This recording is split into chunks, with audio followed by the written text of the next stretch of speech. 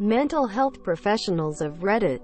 What is the saddest case of wow, this person really fucked up because of how they were treated during their childhood you have ever come across? One of my first cases when I first started in the mental health field, and I'll never forget.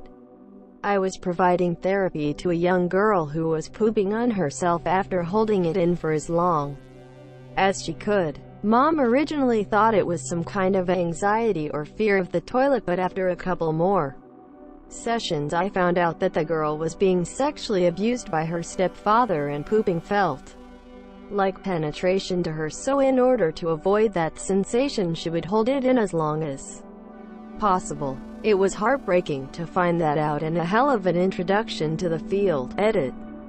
Not sure if this is okay to do here, but as a way to help people that don't have access to mental health services, I started providing free mental health advice, answering psychology-related questions a few months ago through the form of social media and videos. If anyone is in need of assistance, feel free to inbox me and I will provide you with my information. Thank you. I worked in corrections, and on Sundays there would be coffee with breakfast. One of my female inmates always vomited, and basically it turned out that as a teen her dad would rape her, then buy her coffee to make himself feel less guilty about it. The sight or smell of coffee made her projectile vomit even a decade later. Looked after a 14-year-old.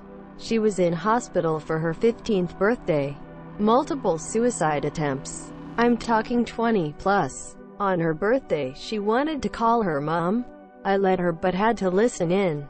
Standard procedure. Her mom didn't say happy birthday but asked what she wanted, telling her she'd buy anything she wanted.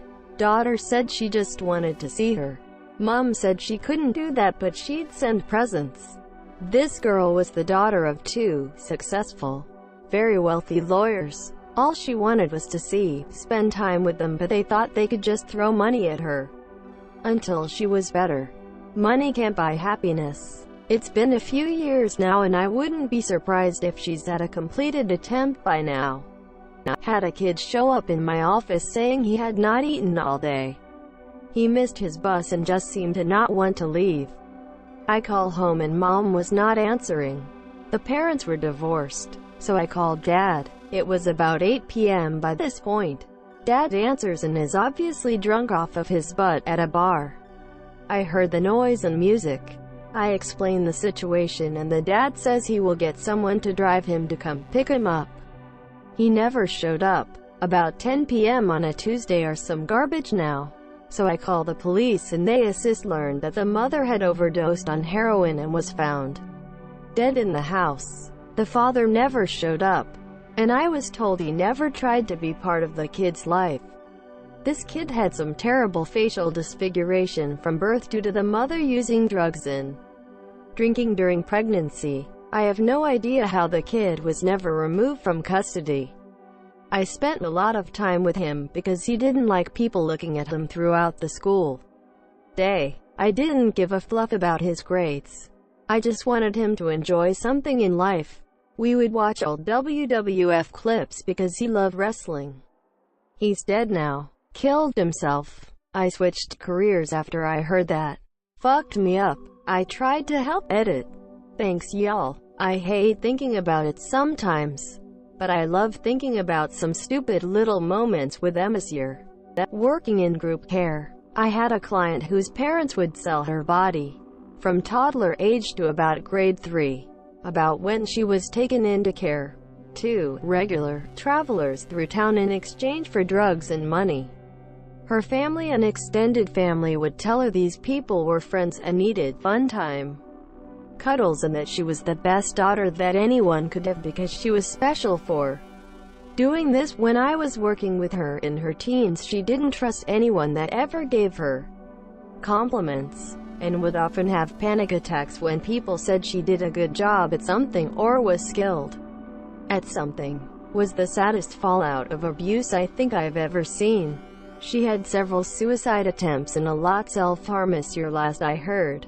Years ago. She's doing a lot better now after finding a good match for a therapist. I sincerely hope her family never sees the light of day again, and that some bad things happen to them in prison. I had a client from a court program who said her dad used to inject her with drugs, and as a little kid used to pimp her out to his friends. This was all while she was single digits in age. She spent her life using varying substances and prostituting herself. So now that she's trying to get clean, she struggled even more with managing the emotions of her trauma. I worked as a counselor in that program for a year, and heard many similar stories. But this one sticks out the most because of how hard it seemed like she was trying to turn things around. While doing my psych clinicals over 20 years ago, we had this poor patient that was so abused as a child. This took place in the 70s. Her father had a casket at his house. I can't remember if he worked at a funeral home or how he ended up with a casket. He drilled a hole just big enough so a straw could go through it.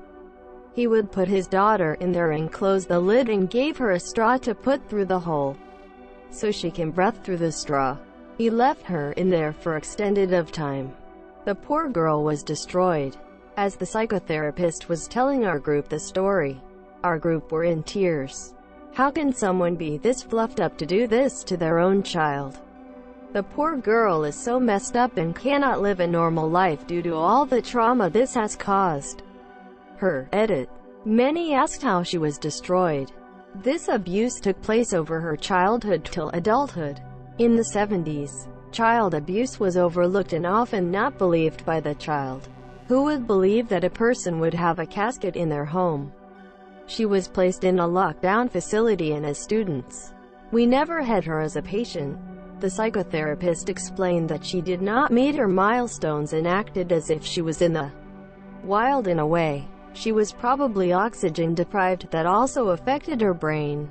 The poor girl basically grew up throughout the years being put in that dark airtight casket with a straw to breathe through. It was so long ago and cannot remember the details how she turned out other than she is in this locked facility and has trigger points that sets her off.